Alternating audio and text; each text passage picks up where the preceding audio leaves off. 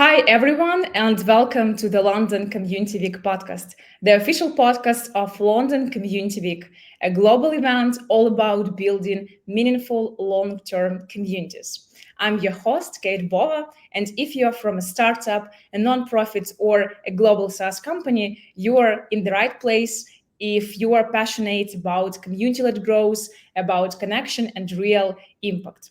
This episode is brought to you with the support of our incredible partners led by Community, Gainside, Circle, Heyorka, Canva, Bevy, Discourse, and Mansion. Together, they're helping the community industry thrive by providing the tools to grow, to engage, and make a real difference at scale.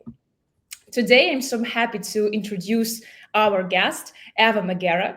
She is a seasoned community professional with a knack for bringing people together through tech, education, and events. Since 2015, she's been making communities happier and more connected, most recently as a community manager at Grafana Labs and previously at Unit where she led initiatives for a vibrant network of creative and tech freelancers. Whether she's launching events, creating content, or building engagement strategies, Eva is all about creating meaningful, inclusive experience. Eva, welcome to the podcast. It's such a big pleasure to have you here. Likewise, I'm really happy to be here. So let's start with your current role. What are you focused on right now, and what types of communities or customer programs are you leading now? I'm a community manager for Grafana Labs, and Grafana Labs is an open observability platform. This may not be very clear for someone who is not very technical. The easiest way to explain it is probably who my community members are. And these are software engineers, DevOps engineers, or site reliability engineers. So very much a tech community and an open source community. And what I do is predominantly I help community members get the most of all community channels that we have. I mean, we have quite a few, but I also help them get ready and grow into active contribution. It's an open source community, so actually active contributions are very much appreciated. So through all the initiatives that I work with, I try to move our community members from someone who just lurks here and there. Maybe they read a forum post, maybe they say hello on Slack, to someone who actually actively helps, is a presenter at podcasts, writes code, submit feature requests, etc. So I take care of this journey from a very shy, inactive community member to an absolute champion.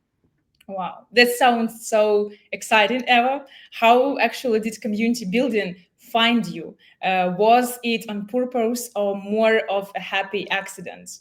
How did you start? It was a happy accident. I actually, before I did community management, I did completely different roles. And at some point in my life, I started working as an event manager. And this is actually a pretty natural way for a lot of community managers.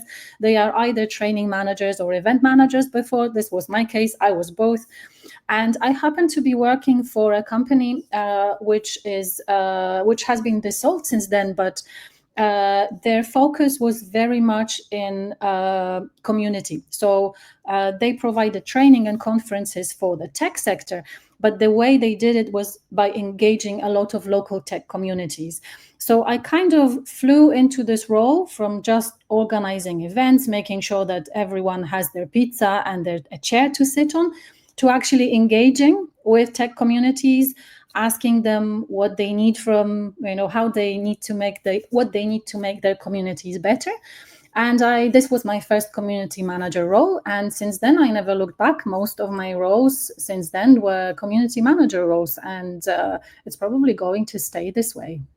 Yeah, I love that. And especially, I see that a lot of event managers or program managers or project managers, they are changing their way and they are becoming community managers because they're working a lot with a group of people, with processes, with different projects. And I think it's a big, powerful background for future community managers to start from event management, for example, as you started. So yeah, love that. What actually fuels you every morning to keep doing your work? What's your core motivation? What's your power? And what's your inspiration? I like seeing progress. So when I wake up in the morning and I know that I have, let's say, I have an initiative to experiment with, or an event to run, I like to see what's going to be the result of my work.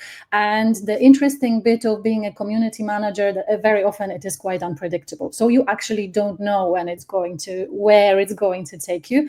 It might be something, it's not even about something being positive or negative or having this kind of result. It's about that the result that you get might be completely unexpected, but it helps you learn and grow yourself, but also it's very helpful for your community. So I like this element of unpredictability, but I also like the fact that every project in community management is a little bit like a baby that you help grow into an adult. And this is something that really inspires me and motivates me. Yeah, that's brilliant. And talking about a baby and about community, London Community Week is just around the corner, as you know. So can you give us a teaser of your talk? What's the focus and why does it matter right now? So my talk is based on my experience with the previous community that I dealt with, and that was a freelancer community at Journal. However, I think that my takeouts from that experience can be applied to any community, whether it's tech, creative, or something completely different. And it's about building your event strategy with and for your community. What it means is that I really like engaging our community members into creating event strategy. So maybe jumping from what through all the things that I've actually done to the actual result, we built a very successful events strategy or events plan from from one event per quarter, where we had 3 people join. To 10 events per quarter with 40 to 60 attendees.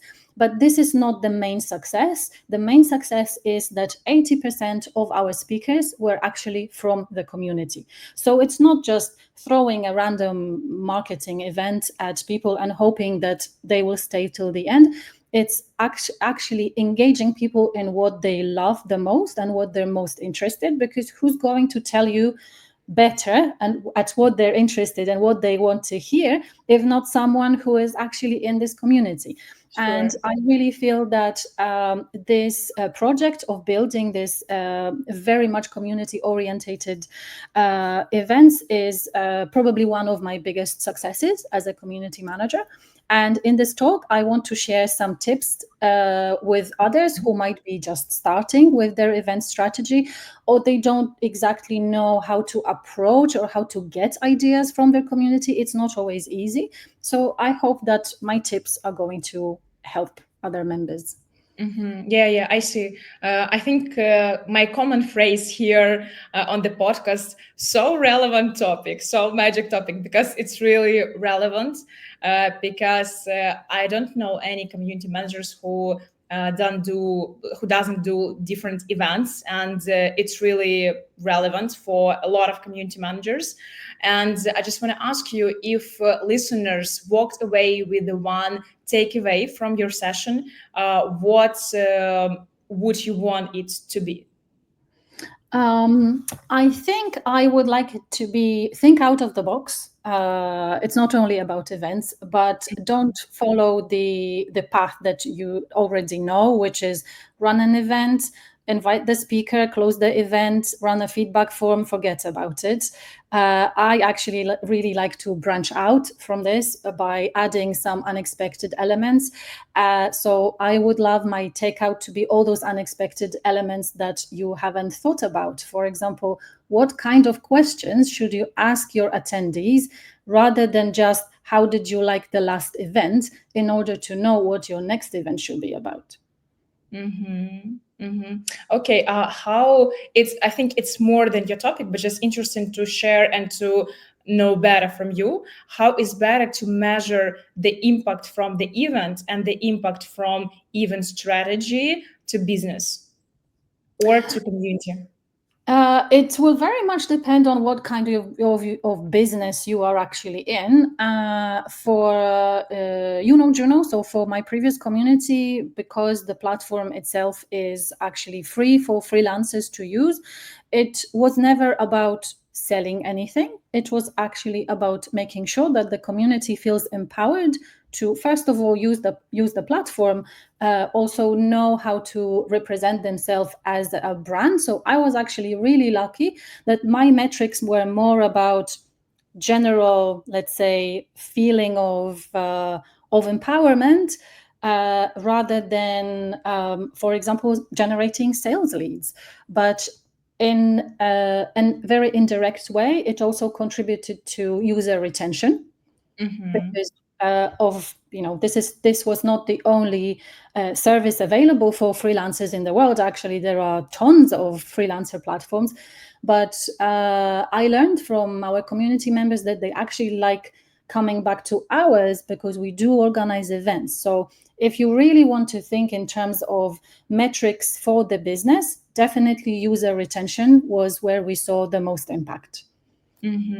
Wow, that's the next level. So our dear colleagues, come back to London, not come back, just go to London, and visit our conference.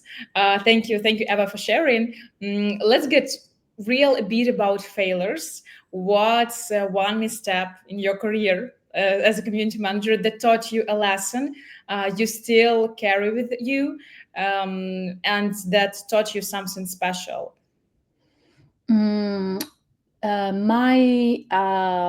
The mistake that I learned, I guess, the most is I was too nice sometimes. Sometimes too nice to other people in the business. So let's say community is very much misunderstood sometimes, and there are different departments in any company are going to have their own idea. And sometimes, especially if you are new, you are trying to be nice to everyone and you say yes to everything and you agree with everything. Well, this is actually not. And you, as an experienced community manager, you might have a better idea. My mistake was saying yes to everything and agreeing with every other concept of what community should be. When I learned to say no, or when I learned to say very assertively, I actually have a better way of getting to where you want to get, but you need to listen to how I want to do it, and I will do it this way. And this has actually worked. So since I am more direct, I actually get better results. So my advice would be, don't be too nice. It's unexpected answer. Interesting. I just try to remember my cases when I was too nice, and I agree with you, because sometimes you need to have stronger border and you need to say no, and it's okay to say no sometimes to your community or your stakeholders. And it's interesting. So this is the first advice for us, for our colleagues. Maybe you also can share some another advices for community managers. So first, not to be so nice sometimes. Okay, what else? Well, as before, I would say be creative. Don't get stuck in the formats that you know. Speak to a lot of people. So I always say that whenever I am asked about it. Sometimes your community will always have people who are very vocal, but this is going to be at top of the engagement pyramid, so to speak.